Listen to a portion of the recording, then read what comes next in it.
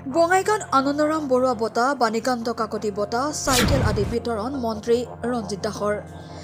বিকাশৰ 12 দিন শীৰ্ষক অভিযানৰ অধীনত আজি বঙাইগাঁও জিলাত পঞ্চায়ত আৰু গ্ৰাম্য উন্নয়ন, আইন, পৰ্যটন আদি বিভাগৰ মন্ত্ৰী ৰঞ্জিত কুমাৰ দাসে ছাত্ৰ-ছাত্ৰীসকলক চাইকেল, আনন্দৰাম বৰুৱা বঁটা আৰু প্ৰজ্ঞান ভাৰতীৰ অধীনত বাণীকান্ত কাকতি বঁটা প্ৰদান কৰে।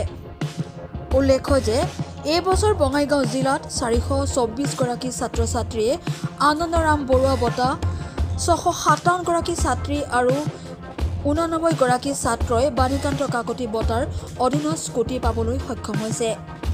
আনহাতে জিলাখনৰ নৱম শ্ৰেণীৰ 3458 গৰাকী ছাত্ৰ আৰু 4601 গৰাকী ছাত্ৰীয়ে আজিৰ অনুষ্ঠানৰ জৰিয়তে চাইকেল লাভ কৰে।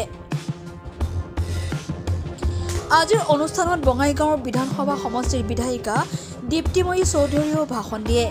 আনহাতে প্ৰাক্তন বিধায়ক ভূপেন ৰায় আৰু কমতাপুৰ স্বায়ত্তশাসিত পৰিষদৰ মুখ্য কাৰ্যবাহী জীৱেশ ৰায় আৰু বঙাইগাঁও পৌৰসভাৰ পৌৰপতি সুবোধ চন্দ্ৰ দাসেও বক্তব্য আগবঢ়ায়। আজিৰ অনুষ্ঠানত আদৰণি ভাষণ দিয়ে জিলা আয়ুক্ত নৱদীপ পাঠকে।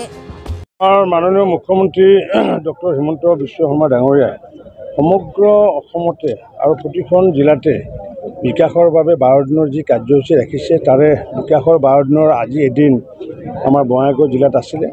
আৰু এই কাৰ্যসূচীৰ অন্তৰ্গত তিনিটাকৈ বঁটা, বিশেষকৈ আনন্দৰাম বৰুৱা বঁটা, ডক্টৰ বাণীকান্ত কাকতি বঁটা আৰু মুখ্যমন্ত্ৰীৰ বিশেষ বঁটা, বিশেষকৈ নৱম শ্ৰেণীৰ ছাত্ৰ ছাত্ৰীসকলৰ বাবে চাইকেল প্ৰদান অনুষ্ঠান।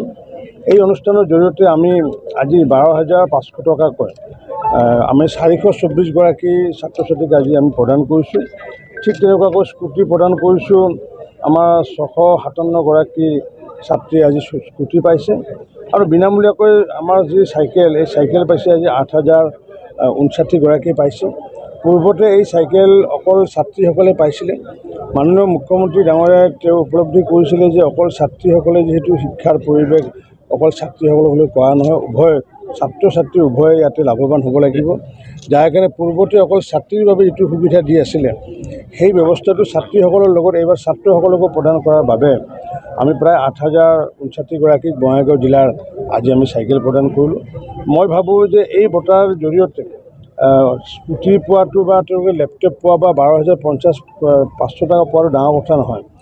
এই বঁটাৰ লগত যিহেতু নাম জড়িত হৈ আছে, আনন্দৰাম বৰুৱাৰ নাম জড়িত হৈছে, ডক্টৰ বাণীকান্ত কাকতিৰ নাম জড়িত হৈছে, যি দুয়োগৰাকী নেকি বিদগ্ধ পণ্ডিত। আনন্দৰাম বৰুৱা সংস্কৃতৰ পণ্ডিতৰ উপৰিও প্ৰথমগৰাকী স্নাতক, প্ৰথমগৰাকী অধিবক্তা, অসমীয়া অধিবক্তা, প্ৰথমগৰাকী IAS, আজি যিটো IAS বা ICS বুলি কয়। গতিকে সেইগৰাকী ব্যক্তিয়ে সেই তাহানিতে তেওঁ 1850 চনত জন্মগ্ৰহণ কৰাৰ পিছত শিক্ষাৰ কাৰণে তেখেতে সংস্কৃতৰ বিদগ্ধ হোৱাৰ পিছতো তেখেতে ইউৰোপলৈ যাত্ৰা কৰিছিলে, তাৰমানে আজিৰ পৰাই প্ৰায় 150 বছৰ আগতে। গতিকে সেইগৰাকী ব্যক্তিৰ নাম যাতে আমি উজ্জ্বলাই ৰাখিব পাৰোঁ, তাৰ কাৰণে আনন্দৰাম বঁটা, বাণীকান্ত কাকতি এগৰাকী বিদগ্ধ পণ্ডিত আমি সকলোৱে জানো। এই দুয়োগৰাকী ব্যক্তিৰ প্ৰতি সন্মান জনাই এই বঁটাসমূহ সমগ্ৰ অসমৰ লগতে আজি আমি বঙাইগাঁও জিলাতো বিতৰণ কৰিছোঁ। বঙাইগাঁৱৰ পৰা মানিক কুমাৰ দত্তৰ ৰিপৰ্ট, সুহানা লাইভ।